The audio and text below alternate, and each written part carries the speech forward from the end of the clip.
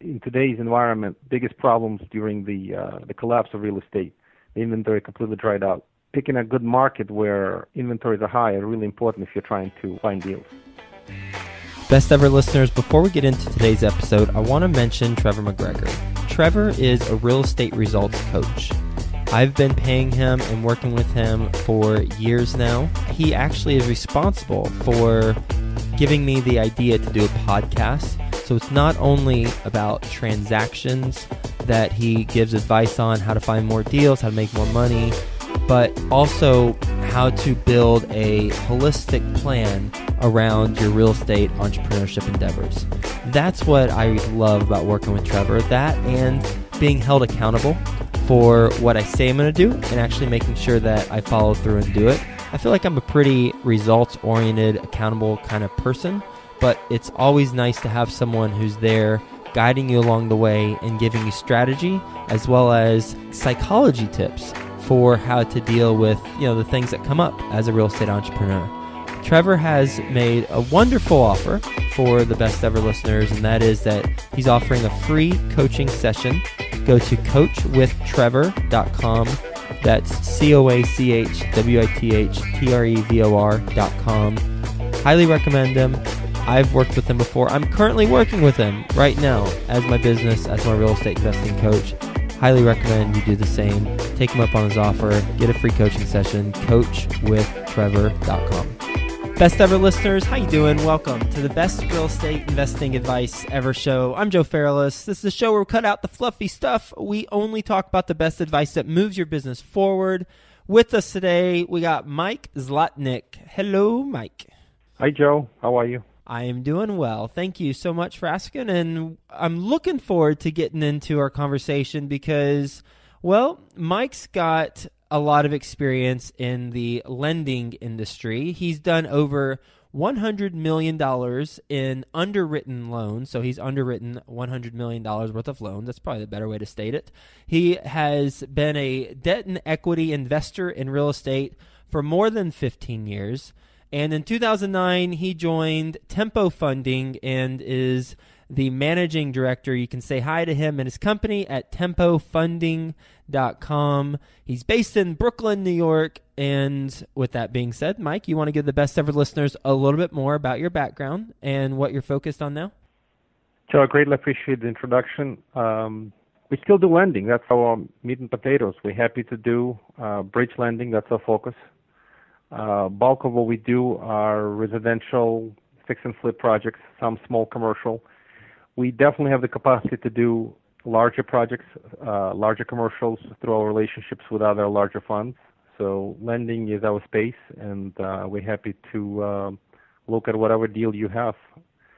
The other things that I do is equity investing. We have a whole operation in Jacksonville, Florida. We're buying, fixing, flipping, buying, fixing, and keeping properties. And I have some properties in New York. That's basically what I do. Let's talk about bridge lending real quick. What's the smallest and what's the largest loan that you could do? There's almost no smallest loan amount, but we do have kind of a minimal fee. The lowest I've done, I think, is an $8,000 loan, believe it or not. But we do a sufficient number of loans under $100,000. And happy to look at small files. We have no prejudice against them. Just again, it's going to hit a flat fee when we work on them. The largest loan done directly ourselves has been about $1.5 million. We've brokered somewhat bigger loans for commercial deal, couple $2 to $3 million loans. We do have, as I said, a relationship with bigger funds, and we can look at a bigger deal. But bulk of what we do, our sweet spot, is probably $100,000 to $200,000 range. So the non-coastal, non-big metropolitan cities, we do a lot of business in Florida. It's kind of simple fix and flip project, either retail buyer for somebody to take the new house and live in it, or to an investor where we finance the rehab part of the project, and then the exit strategy, sale to an investor, or sometimes refinance to keep the property, but with the long-term money. As a bridge lender, as with most industries, you have competition. How do you differentiate yourself? Is it on service terms, or is it something else? That's a great question. We are a relationship lender. There's no better way to put it. We focus spending time developing great relationship with our clients, and we're very responsive. We try to adjust the loan based on the needs. We have LTV as a guidance. We can go up and down a little bit. We understand individual borrower situation, can work to help them be successful. It's always a win-win. And the first thing we do on every project is analyze it. So instead of focusing on how do we fund it and make money, we focus on, does the project make sense? If the project makes sense, we can always find a way to fund it. So this relationship focus is our sustainable competitive advantage. We do compete on price from time to time, but it's not always race to the bottom. Again, there's a ton of money out there, and if the cheapest money comes to the table and we offer a little bit more expensive, we're looking to work with people who are going to appreciate what we do for them. And likewise, we can be a little bit more flexible when the deal is tight and they need a little discount here or there. Now let's go into your equity investing. You're in Brooklyn, and you have some property in New York. Well, let's talk about that first, and then we'll get into Jacksonville. With New York, what do you have? What do you own? I own a few apartments in a co-op building in Brooklyn. I own my primary here house, but these are the apartments I bought a long time ago. It's difficult to acquire new cash flow assets here. So these apartments I bought 2003, and they're cash flowing really well today because it's an old purchase and they're worth a lot more than I bought them. But in today's environment, New York is very difficult to buy for cash flow. It's all appreciation play, and you have to be really thinking about that rather than cash flow. And for me, it's you got to find a good mix. That's why I have not been trying to pick up anything here, other than an occasional opportunistic deal where just a sweetheart deal. You mentioned you bought it low in 2003, or it's low relative to where it's at now. What did you buy it for, and what's it worth now?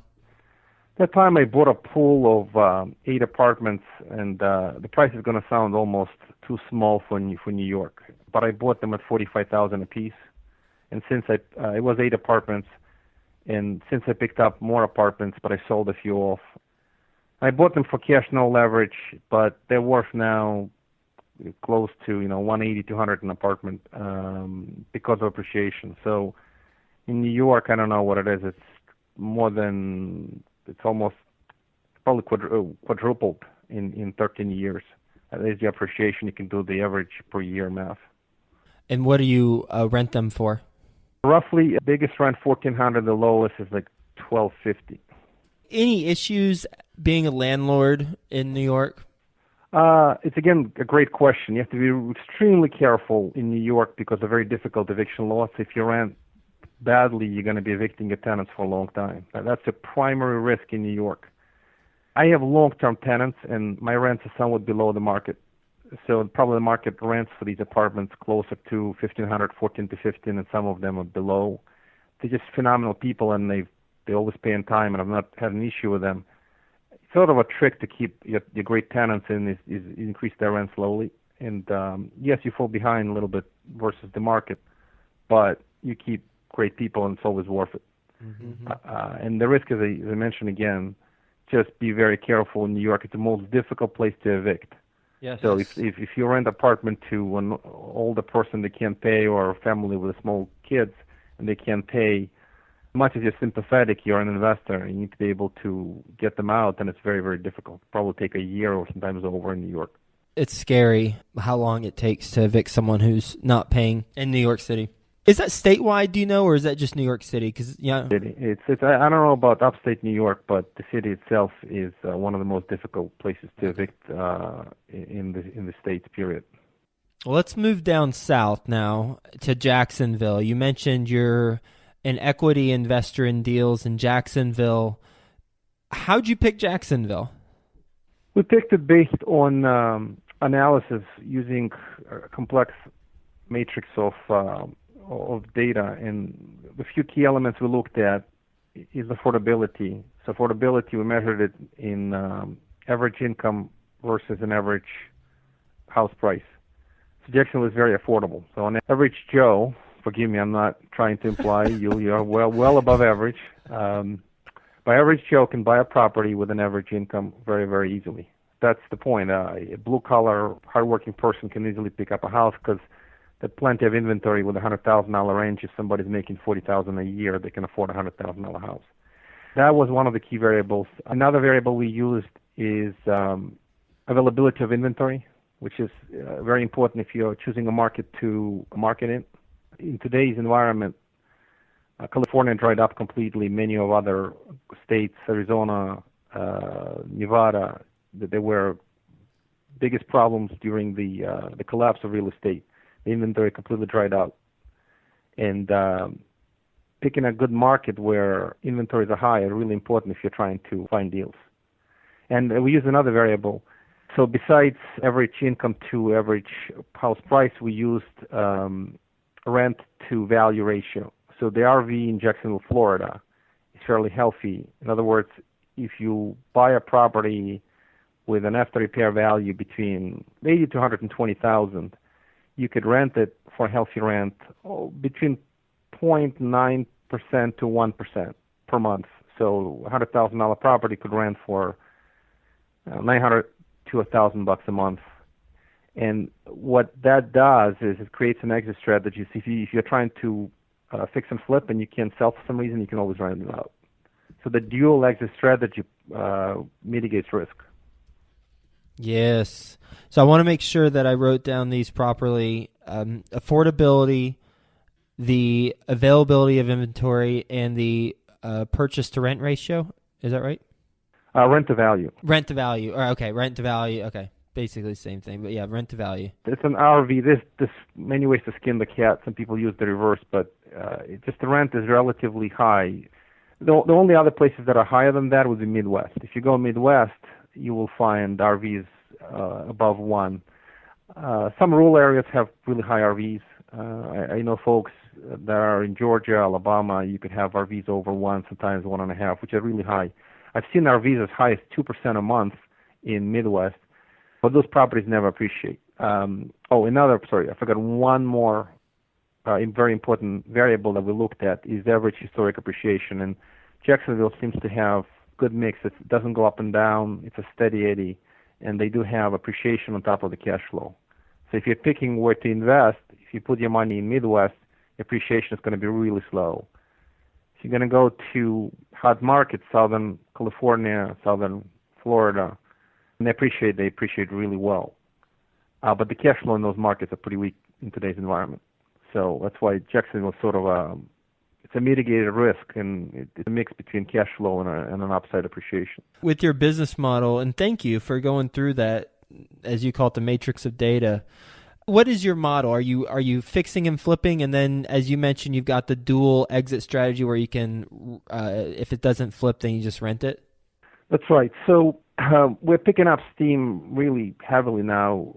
Little in February, we're closing on 8 properties, and we started marketing in January. The market is very responsive to direct marketing as well as relationship marketing.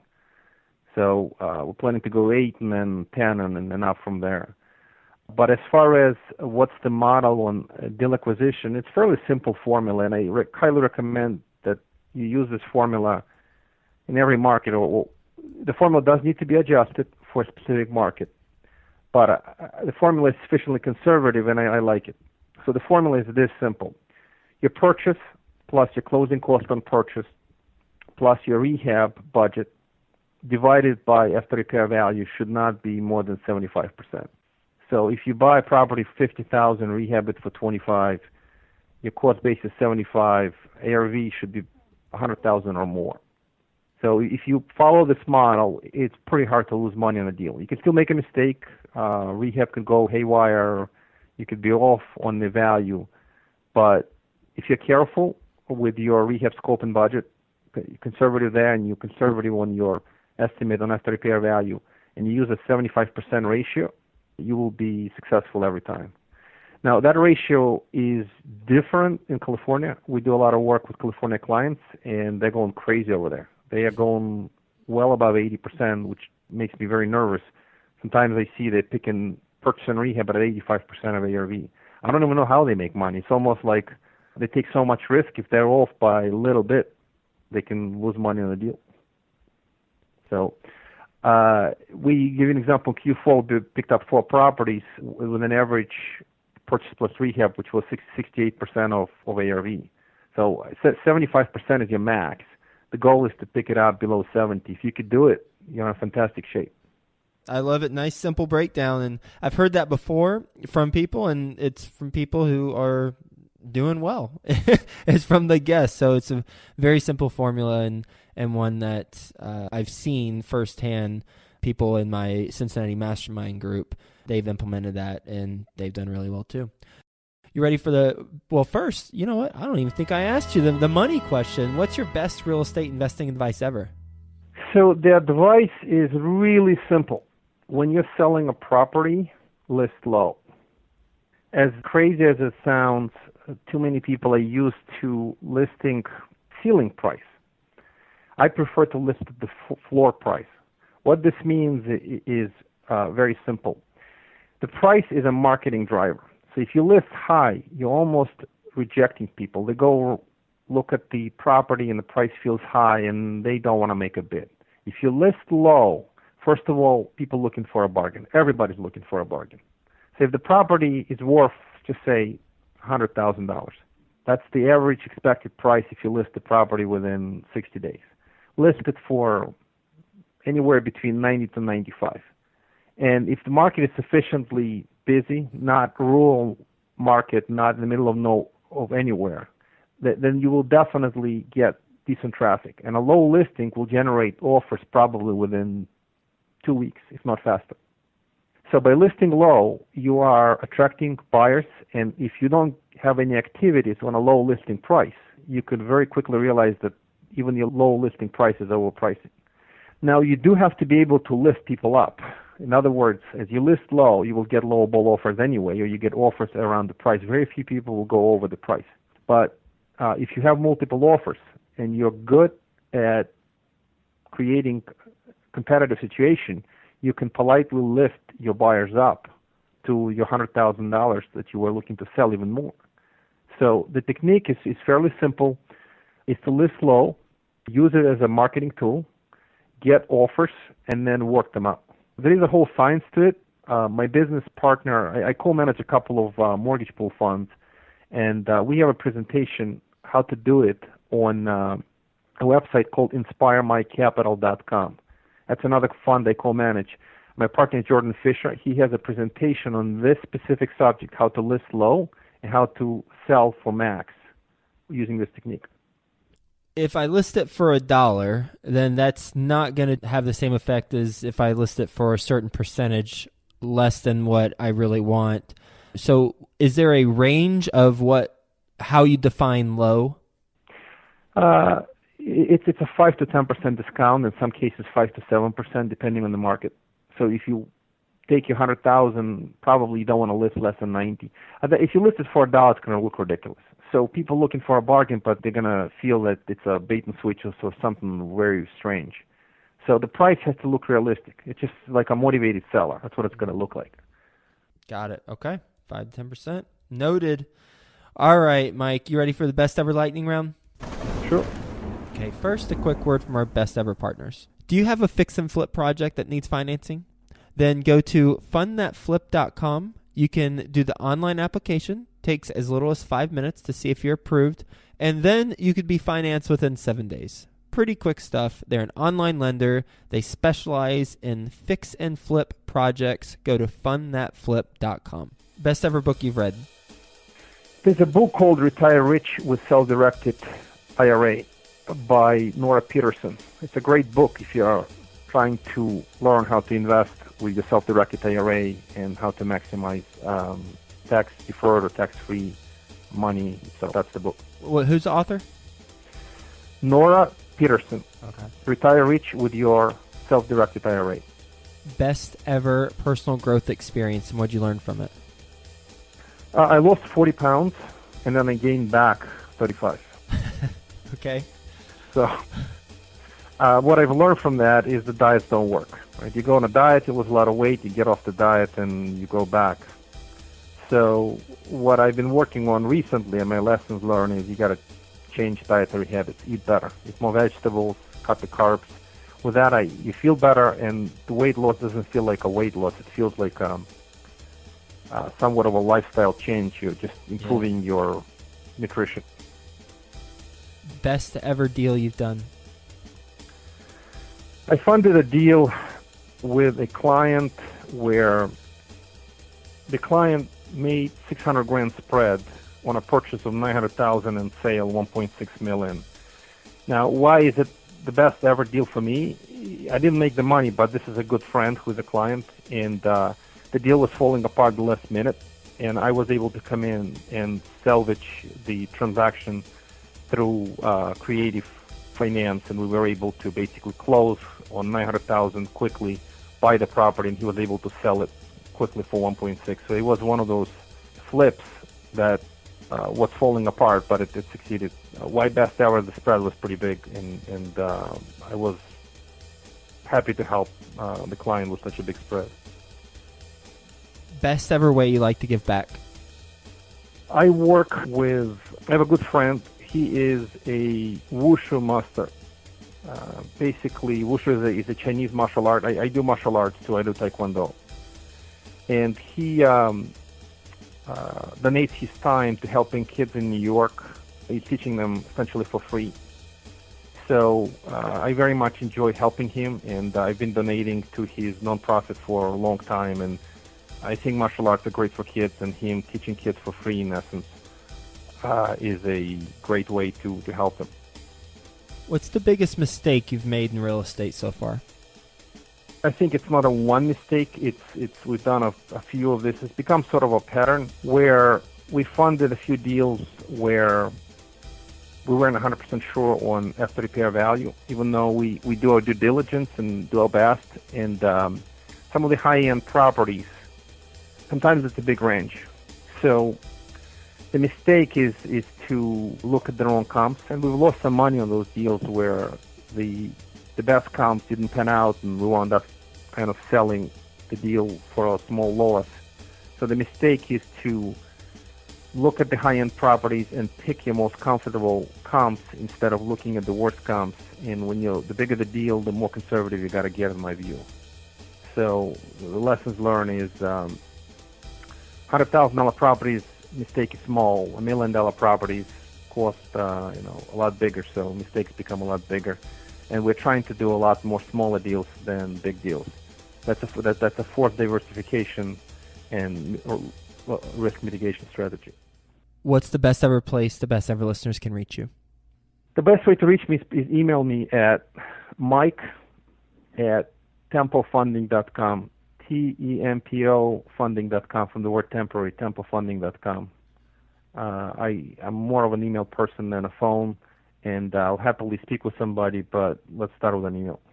Well, Mike, thank you for being on the show, sharing with us your both debt and equity strategies. With the equity stuff and your strategy on how to identify good investments, I mean, that's really interesting how you picked the market, Jacksonville, based on an analysis that you did. And the three things you looked at was, one, the affordability, which factors in the average income versus the average house price. 2 is the availability of inventory. And then 3 is the rent to value ratio. Good stuff. Appreciate you sharing this, as well as many of the other insights that you discussed along the way. Hope you have a best ever day, and we'll talk to you soon. Joe, thank you very much for having me. I appreciate it, and you too. Have a wonderful day. Do you have a fix and flip project that needs financing? Then go to fundthatflip.com. You can do the online application. Takes as little as 5 minutes to see if you're approved, and then you could be financed within 7 days. Pretty quick stuff. They're an online lender. They specialize in fix and flip projects. Go to fundthatflip.com.